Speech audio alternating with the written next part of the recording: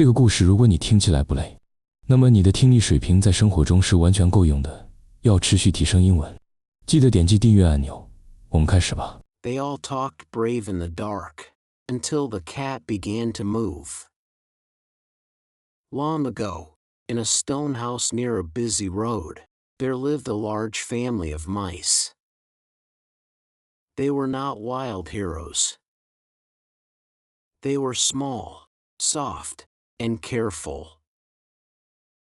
Every night, they came out to search for food.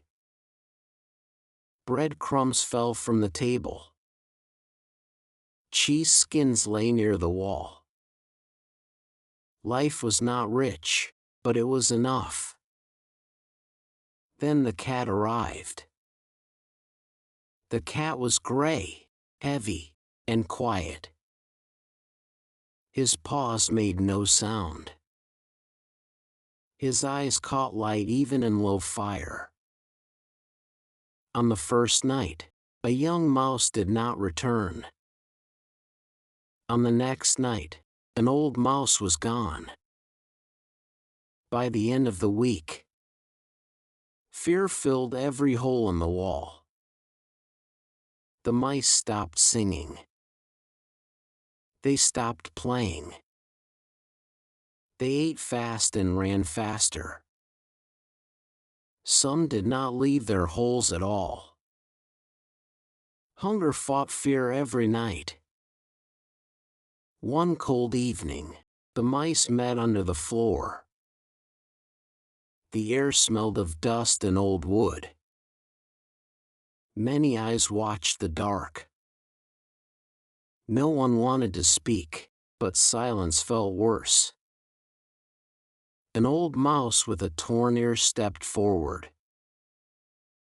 He had seen many winters. He had lost friends and still lived. We cannot go on like this, he said. If we do nothing, we will all be gone. The mice nodded. A few tails shook. A young mouse spoke next. His voice was thin but clear. We need a plan. Not hope. Not luck. A plan. This word changed the room. Plan felt strong. Plan felt safe. Ideas came fast. We can hide deeper. We can run faster. We can move to the field. Each idea sounded good for a moment, then broke. The cat could follow. The cat could wait. The cat could hunt anywhere. Then a small mouse near the back lifted her head. Her eyes were bright. I have an idea, she said. What if we tie a small bell around the cat's neck? The room froze. A bell, someone asked. Yes, she said. A bell will ring when the cat moves. We will hear him before he gets close. We can run. We can live. A sound of relief spread like warm air. Tails lifted. Whispers grew louder. That is smart.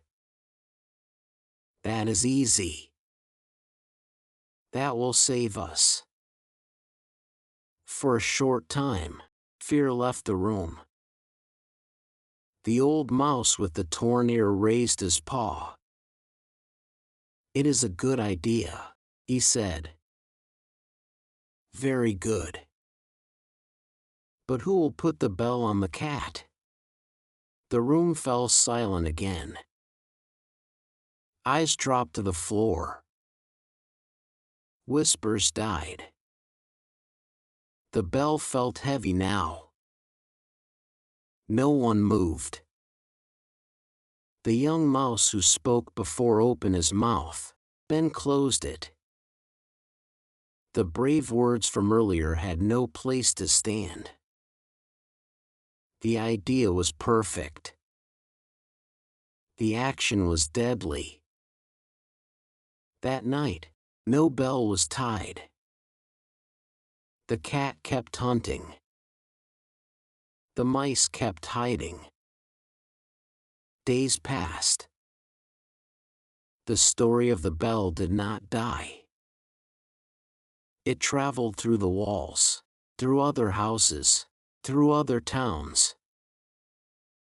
People told it with new words, but the heart stayed the same. To bell the cat meant to talk about a bold plan, but leave the danger to someone else. Years later, people still used the phrase. It left the stone house and entered the world of men. In a small port town, long after the mice were gone, traders met in a low room by the sea. Ships rocked outside. Goods waited to be sold. A new tax had been set by a rich lord. The tax was unfair. It hurt everyone. The traders were angry. This is wrong, one said. We must stop it, said another. A third man hit the table. We should speak to the Lord. Heads nodded. Voices rose. We will go together. We will tell him the truth. We will not bow. Then an old trader who had lost one eye leaned forward. Who will speak first? He asked. Who will stand in front when the guards step closer? The room grew quiet. Cups stopped moving. The sea sounded far away. Everyone wanted change. No one wanted the risk. No one wanted to bell the cat. The tax stayed. In another place, in another time, a group of workers met in a dark factory after hours. Machines slept. Oil hung in the air. Pay had been cut. Hours were long. They talked late into the night. We should ask for fair pay. We should walk out. We should write a letter. Plans grew large. Words grew hot. Then someone asked, who will sign the letter with their real name? Chairs moved back. Eyes looked away. The letter stayed blank. The story always returned to the same point. Ideas are easy in safety. Courage is rare when danger has teeth. To bell the cat became a quiet test. It showed the space between words and action. But the story did not end there. In one village, small and poor, the cat came again. Not a real cat, but fear itself. A bad landlord took more grain each year. Children went hungry.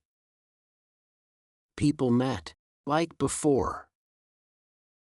They spoke, like before. Silence waited, like before. Then a woman stood up. She was not loud. Her hands shook. I will go, she said. I am afraid. But I will go. The room held its breath. She walked alone to the big house. She spoke with respect, but she did not bend. She named the hunger. She named the pain. The landlord listened.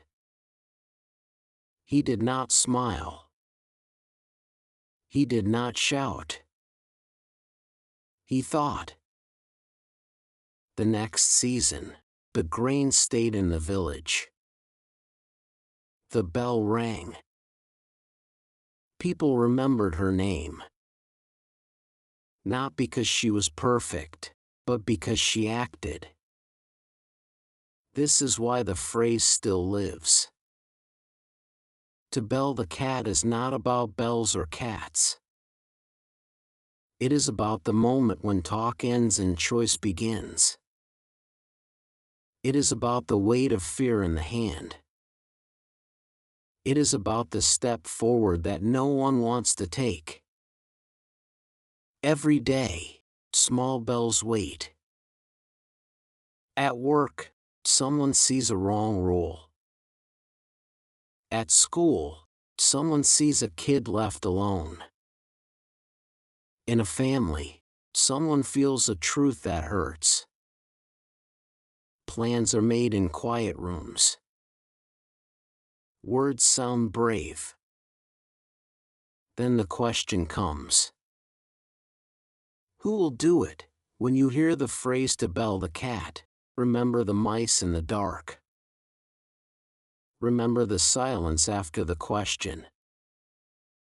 Remember the woman who walked alone. The bell is never light. The risk is always real. But nothing changes until someone's hand moves. And one day, that someone might be you. 能以非母语者的身份专注学习到现在，这本身就是很棒的进步。真诚感谢你的观看。如果你觉得本期内容实用，点赞或留言让我知道你的想法，这对我持续创作非常重要。我们下期见。